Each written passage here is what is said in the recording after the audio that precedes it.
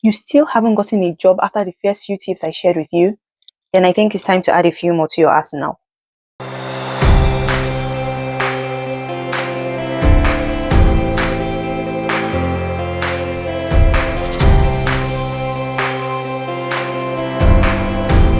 Hi, my name is Ogochukwu Obina and you are welcome back to my YouTube channel.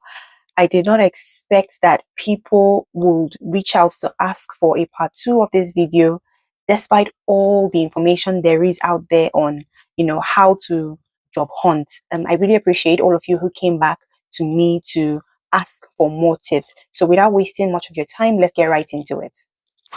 So if you watched the first video, you will know that applying for jobs isn't just clicking apply and going to sit down. That is so year 2000. That doesn't apply anymore. Based on the feedback I got from you guys, I spoke to a couple of friends to find out what worked for them and what other tips they would recommend if they were going back on the market. And this is what I'll be sharing with you today.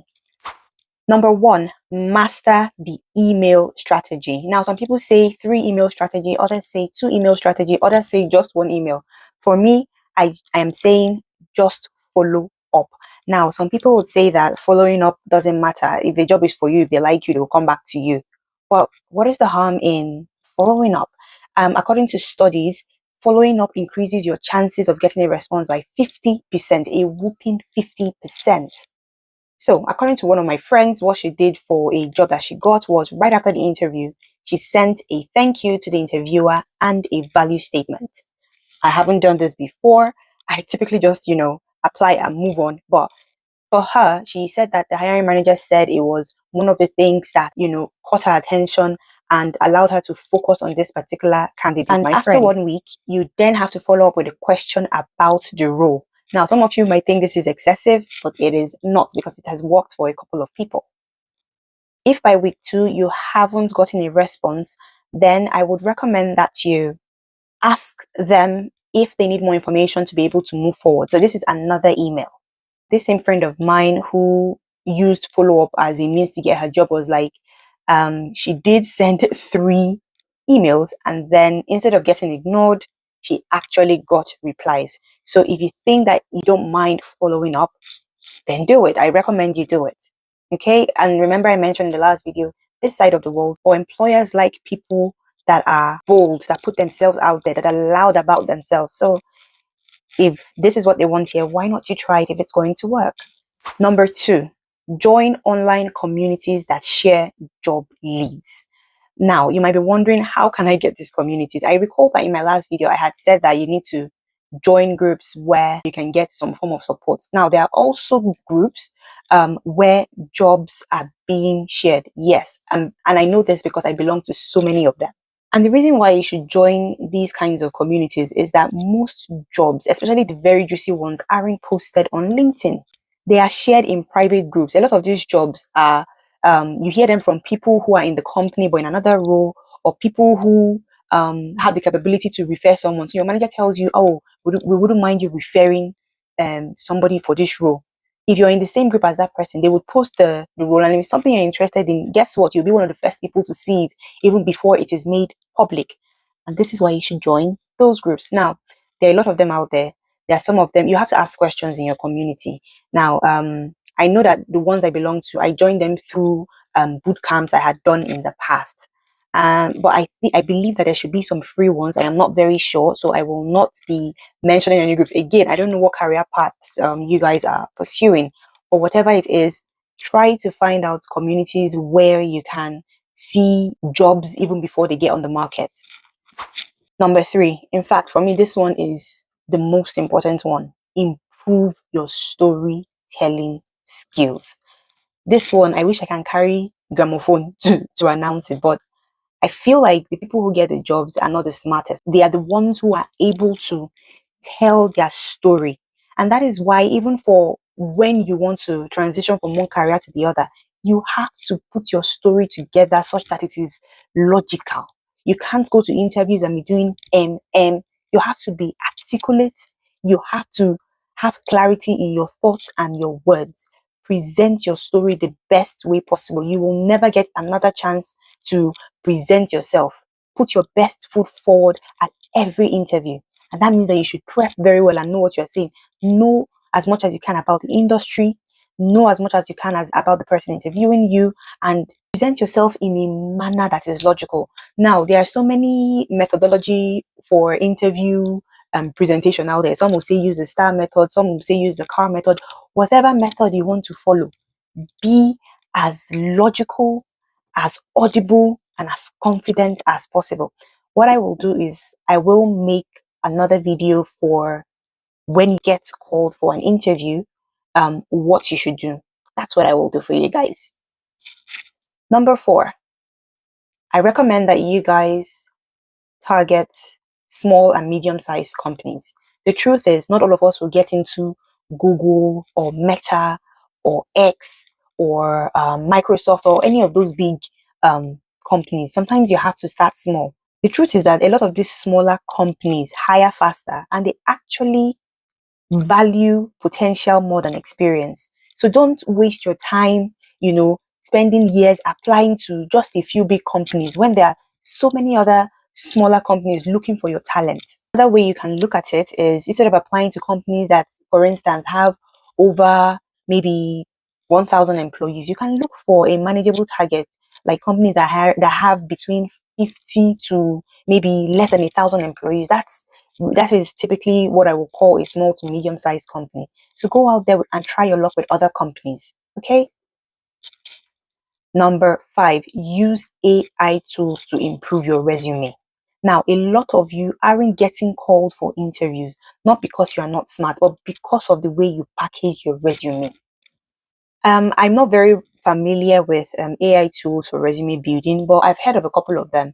There is, I think, one called Enhance CV. There is Resume Checker, but you can, just go out and run through. I don't know which is free, which isn't. I can't remember anyone off the top of my head right now. But go out there and look for tools, especially they're free ones. Run your CVs through AI tools and see the feedback, and make the necessary improvements that are recommended by the AI tool. Okay, you have to work hard to improve your chances of getting called. So this thing is, you apply, you get called, and then you can now prep for interview. But if you don't get called, then you cannot move forward. Put your CV together, ensure that the words are clear. It shows what your achievements. It shows what you did for the company, and it's not just vague. Okay, AI resume builders are a game changer in this search journey for a lot of people. Okay, my next point is tied to what I mentioned earlier about not just relying on only LinkedIn. Now, I want you to also go a step further to apply on company job boards, because guess what? Not all the jobs are on LinkedIn. If you see a company you're interested in, you can go onto their website and see what they are hiring for, and you may be surprised to find something that is for you. You could try temporary job agencies, or basically what we call recruiters. Now, a lot of people don't like to work as contract staff and don't want to work with recruiters. Everybody wants a full-time, role somewhere, and that is understandable. But if you're trying to get a job and nothing is working out, why don't you start with recruiters first? At least get your foot in the door, start to build experience, and see where that takes you. I know of someone who got a job within 2 weeks of arriving in Canada. Before she came, somebody else told her about this strategy of focusing on recruiters first to get her foot in the door, and that was all she did. She just pulled a list of recruiters and started to reach out, as in she started to follow their job boards, reach out to recruiters in those recruitment agencies, and got her job within the first 2 to 3 weeks of arriving in Canada. Amazing, right? I wish I knew this when I arrived. I wouldn't have spent... Wait, how many months did it take me to get my first job when I came here? Let's see. So I came here in June and I got my first job in September. So that was July, August, September. It took me 3 months actually. It wasn't the job I wanted, but I mean, it got my foot in the door. It put some experience on my resume, some Canadian experience, right? So it's worth it if you don't mind recruitment agencies.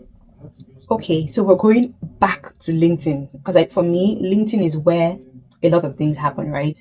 So I need us to use the easy apply feature or button in LinkedIn smartly, or the smart way. And why I say to use it the smart way is, don't just click easy apply and move on from there. After you click easy apply on LinkedIn, go a step further to look for the recruiter to send a personalized message to. Next, this one I know everyone will say is common sense, but some people don't take advantage of it. You have to use your job alerts and set daily notifications. Why? Because jobs are filled within hours. You're not the only one looking for work. So many people are looking for work. In fact, right now, jobs are scarce. And people from all nationalities, people that came in through, whether it is PR, students, all work permit, refugees, everyone is competing for the same roles as you. So it's a matter of the fastest fingers first. When I was job hunting, I'm happy that I had a coach who told me what he told us to do was refresh your LinkedIn every hour to see what pops up. What is the newest thing they posted? Me, I told him I don't think I can, do that every hour, because at the time I was doing a customer service related job and I was on the phones. There was no way I could be refreshing every hour when I was talking to customers where I work. So what I did was, at the end of the day, I now spend 2 hours to see what had come up while I was away. If I see what I like, I note it down and quickly apply, right? So another thing is, that whole job search experience allowed me to move from my laptop to my phone. And I know in my first video I had said that you should get up, sit down in a corner, open your laptop and do this thing, just so that you're in a mindset to take it more seriously. But I found that with my very busy schedule, I had to balance taking it seriously with being practical. So I moved my CV, I edited it and had it on the go on my phone. Of course, my LinkedIn was already optimized, and I did easy apply when I could, and then where I couldn't do easy apply, I had my CV ready to go. I was ready to fill out forms. So most of my applications, to be honest, were done on my phone. My husband doesn't understand how I operate on my phone all the time. Like I'm going to digress a bit. Even this whole YouTube thing, I have moved editing from my laptop to my phone. So I shoot on my phone, I edit on my phone, everything is done on my phone, because I would like to work on the go. I know a lot of people don't operate that way, but for me, that's how I work. I work on the go. So I move everything, like important, trivial, everything. So a lot of the time, I'm literally on my phone. So back to our video. Sorry for digressing. So take advantage of job alerts. Like, this is very, very important. Recruiters are human beings, and human beings are not very hardworking as a species. So if out of the first 10 people that apply, if they see what they like, they move on, right? So if you're number 20, nobody's going to see your CV because they found what they want in the first 10. And that's why I say it's a matter of fastest fingers first. Keep refreshing, keep checking, and I hope that something pops up for you. Okay, those were my additional tips if you are job hunting in 2025. If this helped you in any way, drop the word job hack in the comments so I know you are serious about landing your dream role this year. And if you'd like to know the next steps to take when you're called for interviews, watch the next video. It will definitely help you land your dream job sooner than later. So I'll see you in the next video. Thank you again to all of you that came back with feedbacks for part 2. I don't think I'll be doing a part 3, but I will see you on tips to prepare for interview. And I'm wishing you all the best. I'm rooting for you. Remember, we're here because we want to build a community where we can, grow, be the best version of ourselves. And I'll see you at the top. Take care. Bye.